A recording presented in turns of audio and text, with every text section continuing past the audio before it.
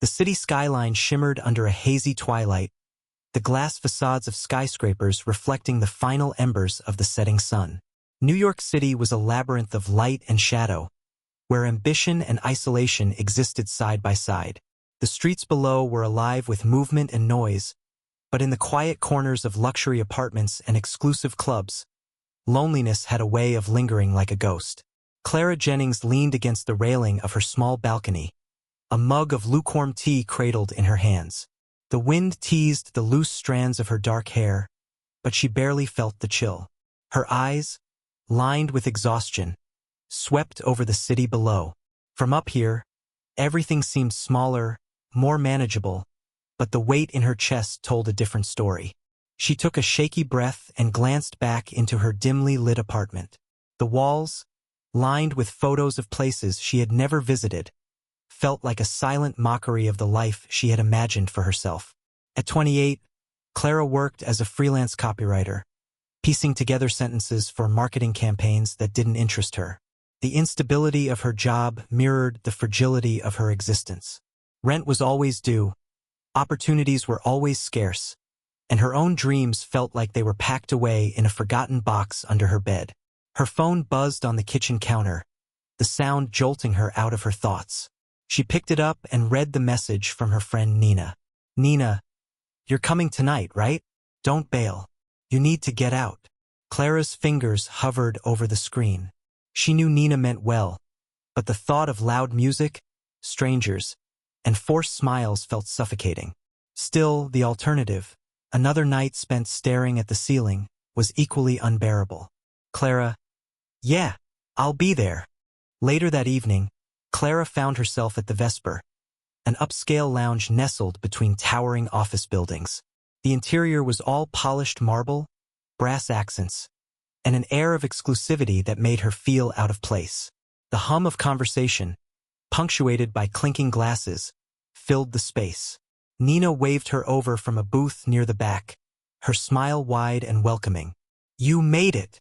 Clara slid into the seat beside her, offering a faint smile. "Yeah, I thought a change of scenery might help."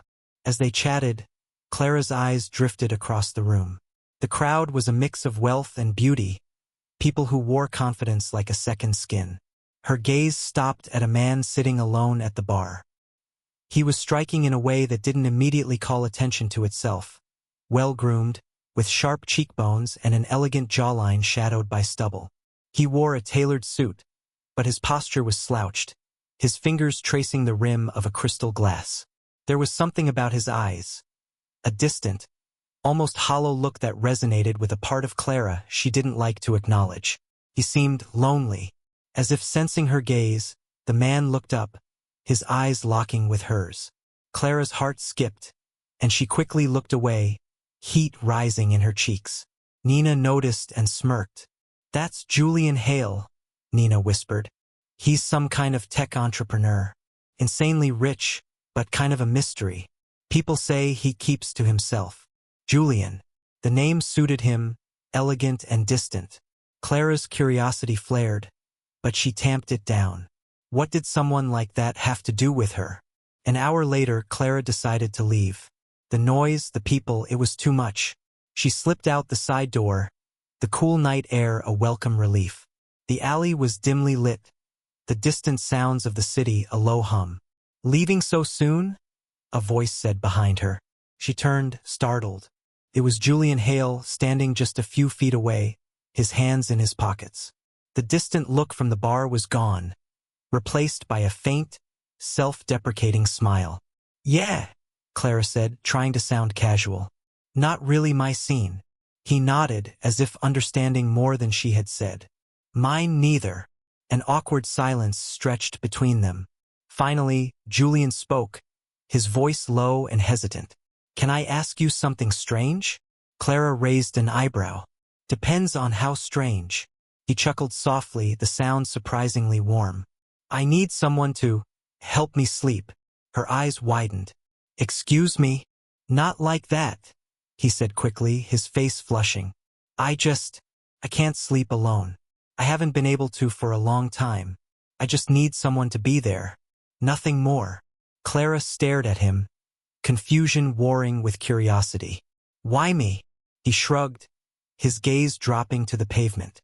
"You seem like someone who understands loneliness." His words hit her like a punch to the gut. She did understand. Too well. The emptiness, the endless nights of silence. She knew them intimately. Before she could second-guess herself, she nodded. "Okay." His eyes lifted to meet hers, a glimmer of relief breaking through the shadows. "Thank you." An hour later, Clara stood in Julian's penthouse apartment. It was sleek, modern, and utterly devoid of warmth. The city lights stretched out beyond the floor-to-ceiling windows, a glittering sea of isolation. Julian handed her a set of folded pajamas, his movements careful, almost reverent. "The guest room's down the hall. You can sleep there if you prefer." She shook her head. "No. I said I'd be here for you." He nodded, his throat working as if he were swallowing down words. They changed into pajamas in separate rooms, the act strangely intimate despite the distance. When she returned to his room, Julian was already in bed, his eyes closed but his body tense. She climbed in on the other side, the mattress firm beneath her. The silence was heavy, but not uncomfortable. After a few moments, Julian's breathing steadied, the tension in his shoulders easing. For the first time in a long time, Clara didn't feel alone. As she drifted off, she wondered what had brought him to this place. This need for companionship without intimacy. She didn't know it yet, but their stories were more connected than either of them could imagine.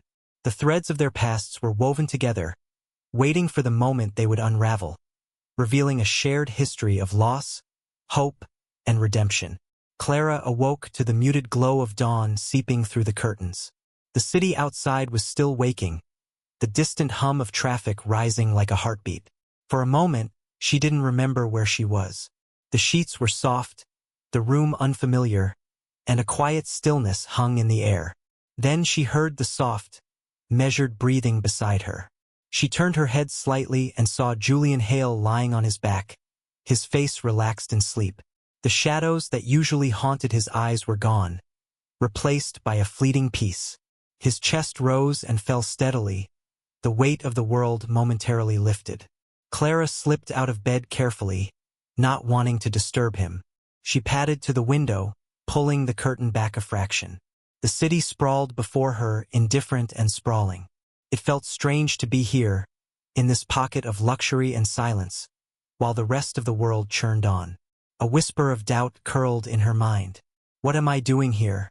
This arrangement was unconventional, to say the least. But there was something about Julian, something raw and vulnerable, that kept her from walking away. She understood the hollow ache of loneliness, the need for someone to simply be there. Behind her, Julian stirred. She turned as his eyes fluttered open, confusion briefly clouding his gaze before he remembered. "Morning," he said, his voice rough with sleep. "Morning," she replied softly. "Did you sleep well?" He nodded, running a hand through his tousled hair. "Better than I have in years." A silence stretched between them, filled with questions neither of them knew how to ask. Finally, Julian spoke, his voice hesitant. "Stay for coffee?" She hesitated. The logical part of her mind urged her to leave, to create some distance before this became too complicated. But curiosity and something deeper held her in place. "Sure," she said. The kitchen was sleek and minimalist, all chrome and marble. Clara perched on a stool as Julian brewed coffee, his movements methodical, almost meditative. The rich aroma filled the air, comforting in its simplicity. "Why can't you sleep alone?" she asked quietly, the question slipping out before she could stop it. Julian froze for a fraction of a second, the coffee pot hovering above the mug. He set it down carefully and leaned against the counter, his gaze distant. "When I was a kid, we didn't have much," he said, his voice low. "My mother worked 3 jobs to keep a roof over our heads. Most nights, I'd lie awake in the dark, listening to the sounds of the city and wondering if she'd make it home safe. The nights she was there, those were the only times I felt safe enough to sleep." Clara's heart clenched. She could almost see it. A young boy curled up in a small bed, fear and hope tangled together. "When I got older, I thought success would fix everything, Julian continued. I built my company, made more money than I ever dreamed of, but the nights didn't change. The silence just got louder. He looked at her, his eyes naked with vulnerability. I guess I never really outgrew that kid who needed someone there. Clara swallowed, her throat tight. I understand that more than you know. Julian tilted his head, curiosity flickering across his face. What about you? She took a deep breath. I lost my parents when I was 16. Car accident. One moment they were there and the next, I was alone. I stayed with an aunt for a while, but it was never the same. The nights were the hardest. The silence felt like it was swallowing me whole. Julian's eyes softened. I'm sorry. Me too, she whispered. The shared silence between them felt different now. Not empty, but filled with an understanding that bridged the gap between their worlds. For the first time in a long while, Clara didn't feel the need to fill the quiet with meaningless words. In the weeks that followed, their unusual arrangement continued. Clara would let herself into Julian's apartment, change into pajamas and fall asleep. He would arrive later, slipping into bed beside her, the weight of loneliness lifting just enough for them to find rest. But outside the fragile cocoon they had built, the world pressed in. Questions hovered at the edges of Clara's mind. Who was Julian Hale, really? The tech entrepreneur with more wealth than he could spend? The boy who grew up in fear and poverty? And what was she to him? One night, as they lay in the dark, Clara whispered, "What do your friends think about this?" Julian chuckled softly. "They don't know." She turned her head to look at him, the faint city light casting shadows on his face. "Why not?" He hesitated. "Because they wouldn't understand. They see the money, the success. They don't see this." "This?" she echoed. He met her gaze, his eyes full of an emotion she couldn't quite name. "The part of me that's still broken." Her chest ached. "We're all a little broken, Julian." He smiled faintly. "Maybe, but not everyone admits it." A beat of silence passed. "What about you?" he asked. "Do you tell anyone about this?" She shook her head. No one would understand. They were two people bound by a shared loneliness, clinging to each other in the dark. But secrets had a way of unraveling, and the fragile peace they had built was about to be tested. One cold evening, Clara arrived at Julian's apartment to find the door slightly ajar. Her heart skipped a beat as she pushed it open, dread pooling in her stomach. In the living room, Julian stood with a tall, immaculately dressed woman. Her hair was swept into a sleek bun, her eyes sharp and assessing. She turned as Clara entered, her gaze narrowing. "Who is this?" the woman demanded, her voice icy. Julian's face paled. "Clara, this is Vivian Blake, a business partner." Vivian's eyes glittered with suspicion. "A business partner who finds you in pajamas at your place?" Clara's cheeks burned. The room felt suddenly claustrophobic, the walls pressing in. "Vivian, it's not what you think," Julian said, his voice strained. But the damage was done. Clara felt a surge of humiliation and confusion. She had let herself believe this arrangement meant something, that she and Julian were kindred spirits. But now, standing in the harsh light of reality, she felt exposed and foolish. "I should go," she whispered, turning toward the door. "Clara, wait!" Julian's voice cracked, but she didn't stop. The door closed behind her with a hollow thud. The cold night air stung her face as she walked away, tears blurring her vision. She had thought she understood Julian's loneliness, his need for connection. But now she wasn't sure of anything. The cold night air clawed at Clara's skin as she walked briskly down the empty street, the sound of her footsteps swallowed by the weight in her chest. The city, with all its shimmering lights and muffled noises, felt indifferent to her turmoil. Her breath came in short, shallow bursts as she tried to make sense of what had just happened. "What was I thinking?" She berated herself, letting her guard down, believing that she and Julian were something more than two lonely souls clinging to each other's presence. The sting of humiliation burned behind her eyes, but more than that, a deeper hurt bloomed, the sense that she had allowed herself to hope, only to have it shatter. Her phone buzzed in her pocket. She didn't need to look to know who it was. The vibrating stopped, only to start again moments later. She ignored it, pushing forward, trying to put distance between herself and Julian's world. Julian's heart pounded as he stared at the door Clara had just walked through, the silence of the apartment deafening. He clenched his fists, the fear he had kept buried rising to the surface. Vivian's eyes, cold and judgmental, were fixed on him. Who was she, Julian? Vivian's voice cut through the air like a knife. You've been acting erratic for weeks, and now I find some stranger in your apartment? He rubbed his temples, the weight of exhaustion pressing on him. She's not just some stranger, Vivian.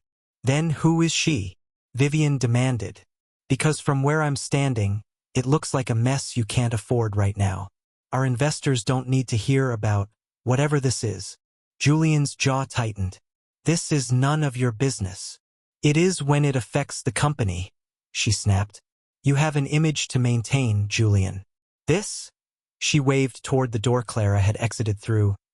Doesn't fit. I don't care, he said, his voice low and raw. I don't care about the image.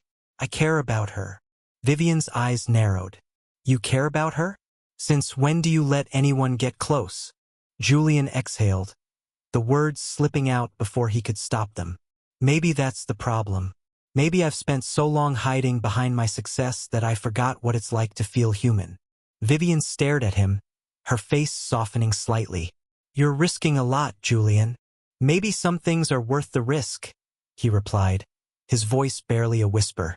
Clara's apartment felt colder than usual when she finally returned, the silence pressing in on her. She sank onto the couch, wrapping her arms around her knees, the events of the night playing on a loop in her mind. Julian's voice, his expression, the icy disdain in Vivian's eyes. It all blurred together, a storm she couldn't escape. Her phone buzzed again. Reluctantly, she picked it up and saw a string of messages from Julian. Julian, please let me explain. Julian, I'm so sorry. Vivian doesn't understand. Julian, you matter to me, Clara, more than I can say. Her heart ached. She wanted to believe him, to believe that she hadn't misread everything. But doubt gnawed at the edges of her hope. As she stared at the messages, a memory surfaced. The first night she had stayed at his apartment. The way he had looked at her, not with desire or pity, but with a raw vulnerability that mirrored her own. They had shared something real, something fragile and precious. Could she just walk away from that? Her fingers hovered over the screen. Then, with a sigh, she typed, Clara, I don't know if I can do this. I don't know where I fit in your life. The reply came almost instantly. Julian, you fit exactly where you are. I just need a chance to show you. Her chest tightened. She closed her eyes, taking a deep breath. The fear of being hurt again warred with the flicker of hope that refused to be extinguished. Finally, she typed, Clara, okay, let's talk. The next evening, Clara found herself outside Julian's apartment, her heart pounding. The door opened before she could knock. Julian stood there, his face drawn with worry and sleeplessness. The sight of him, so vulnerable, melted some of the ice around her heart. Hi, he said softly. Hi, she replied. He stepped aside, and she walked in, the familiar scent of the apartment wrapping around her like a fragile comfort. They sat on the edge of the couch, an invisible chasm between them. I'm so sorry, Julian said, his voice trembling. I never wanted you to feel like you didn't belong. I was just scared. Scared of what? She asked. Of losing the one person who sees me for who I am, he confessed. Not the wealthy tech guy, not the success story, just me. You're the only one who knows the loneliness I carry. And the thought of losing you, it terrifies me. Tears welled in her eyes. I'm scared too, she admitted. But I can't be a secret, Julian. You won't be, he said, his voice firm. I don't care what people think. I want you in my life openly, honestly, if you'll give me that chance. For a long moment, they held each other's gaze, the weight of unspoken fears and fragile hopes suspended between them.